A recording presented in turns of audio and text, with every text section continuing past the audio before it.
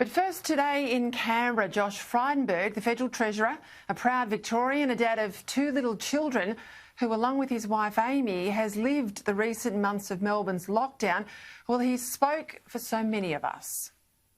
Victorian people have been magnificent. The Victorian people have seen their dedication and their commitment to adhering to the rules to see the number of daily cases reduced to zero yesterday and today, and it is their victory and no one else's victory, Mr Speaker. The Victorian people have suffered so much. The pain, the cost, the loss of Victorian people. It should have never, ever have come to this. You don't often get this sort of emotion from senior MPs. This was our parliament at its best, and I've known Josh Frydenberg for almost all of my adult life. I don't think I've ever heard him give a better speech. Not a note in sight. Frydenberg was real. And it was the rawness of his emotion that caused Labor's cheap stunt to backfire. You see, Anthony Albanese had tried to lead off question time today with a motion to congratulate Victorians for getting to the milestone of zero cases, and with that, the very slight easing of restrictions that we'll see from midnight tonight. But as always is the case with Labor, there was a sting in the tail as they tried to use today's parliamentary motion to heap praise on the Andrews government, in Albanese's mind at least, for saving Victorians from this virus. Now, never mind the truth about how Victoria's second wave occurred, never mind the medical evidence given to the Coate Inquiry, fact-based genomic testing that links over 99% of Victoria's second wave infections with the state's catastrophically run hotel quarantine program. Never mind the reality that the only state to go it alone and not use police or the ADF to protect these hotels is the only state to suffer the death toll it has. 817 dead Victorians. The rest of the country combined, well, this virus has killed 88. And it's a reality that not even the trolling from the I Stand With Dan crowd can dispute. Frydenberg today hit back at Labor's recent attempts to spin away their responsibility for this second wave with often repeated comparisons between what's happened here in Victoria and countries overseas. And with the greatest respect to those opposite, the comparison is not with the United Kingdom, the comparison is not with the United States, the comparison is with New South Wales, Queensland, Tasmania, it's South Australia, Mr Speaker. My children are like the children of everyone else from Victoria in this place. 6 months lost from schooling, Mr Speaker. 6 months that they will never ever get back. The children of Northern Territory lost 1 week in school. The children of South Australia lost just 2 weeks at school. The children of Victoria lost more than 6 months, Mr Speaker. And those in Year 12 will never, ever get that opportunity back, Mr Speaker.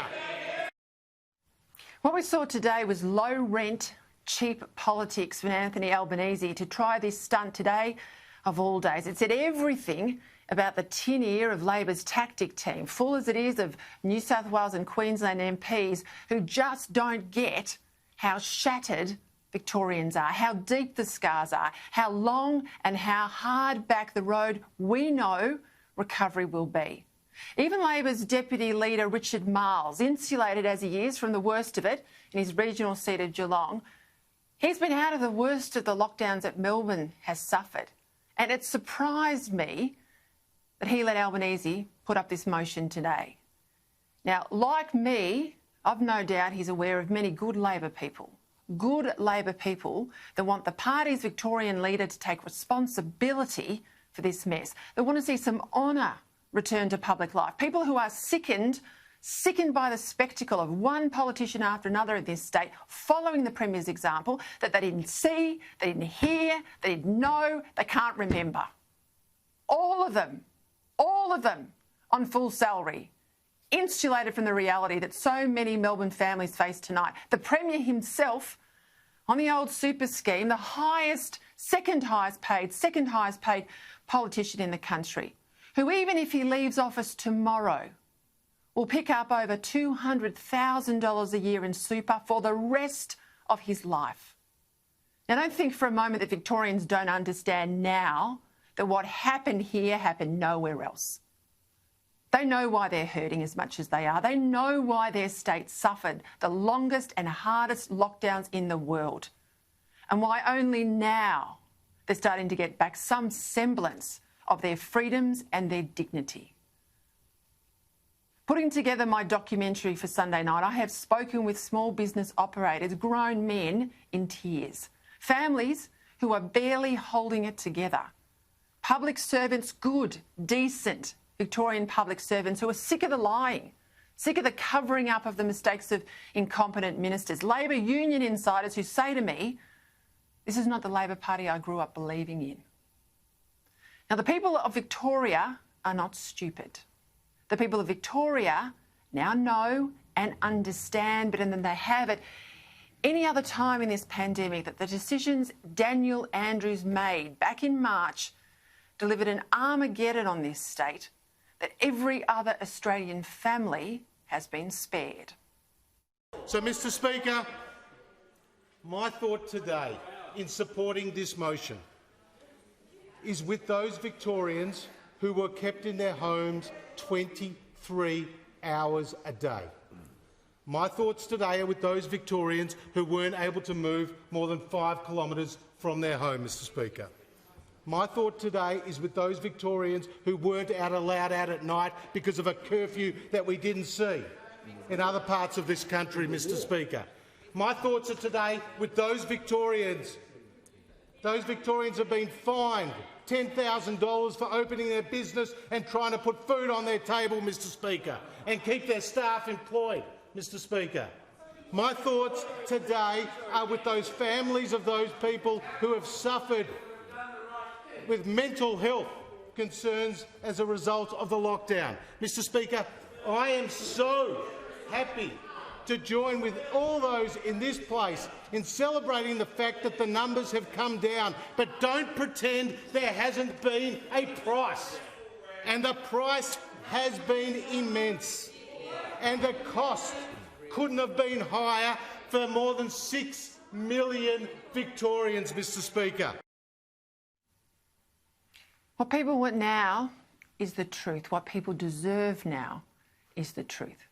Every Australian who is paying the cost of Victoria's second wave needs to get reassurance that what happened before won't happen again, because with effectively 40% of the country's unemployed living in Victoria, this isn't just a problem for this state, it's an economic disaster for our country. Last night when I was on air, out went an email from the Victorian government asking businesses to register their interest in helping to build contact tracing applications and systems in this state. Yesterday. And the expressions of interest, well, they close on Friday. Yet Victoria's Chief Health Officer had the gall to say this today. I've been pretty frank about weaknesses or critiques in elements of our response right through, but I will say now, I think our case, contact and outbreak management is the best in Australia at the moment. This is a bloke, let's not forget, who told the Coate Inquiry he didn't know about private security in hotels, he says, until the middle of this year. But emails from the day it was all decided back in March, well, they tell a very different story. He's also accused of instructing his lawyers to withhold emails as he was required to deliver an evidence to the inquiry. If Sutton now says the system is fixed, well, forgive me my scepticism. His track record condemns him, and on the face of what looks like false evidence to the Coate Inquiry, then on that alone, Sutton should already be long gone. So too will others be forced to stand accountable, and I suspect resign if the Coate Inquiry does even half the job that Victorians demand of it. We have not forgotten. We will not forget. And as we start to gain back our freedoms and pick up the pieces, I tell you, our demands for truth and justice for the 800 dead will only grow. Daniel Andrews hopes his masterful games of spin will save him here, but on this, too many Victorians have seen and felt personally the decisions, the pain that his decisions have caused. This time his games won't work. This time the Emperor has no clothes. Now, right now, it's the job of Jennifer Coate to step up.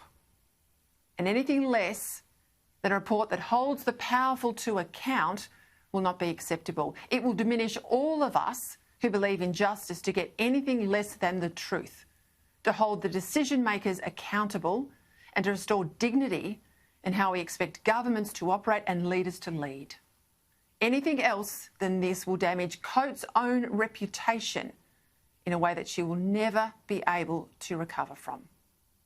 Jennifer Coate knows it, and Victoria's most senior Liberal knows it too. And it all comes back to the failures in hotel quarantine, for which we still do not have any answers, Mr Speaker, for which we still do not have any answers. And the honourable member is right. The honourable member is right. There is an inquiry, Mr Speaker. But unless that inquiry asks everybody who has questions to answer to provide evidence, we won't get the answers and the Victorian people will be left in the dark, Mr Speaker. The fact of the matter is our state. I'm from Victoria and I'm for Victoria, Mr Speaker. And like Josh Frydenberg, I'm from Victoria and I am for Victoria too.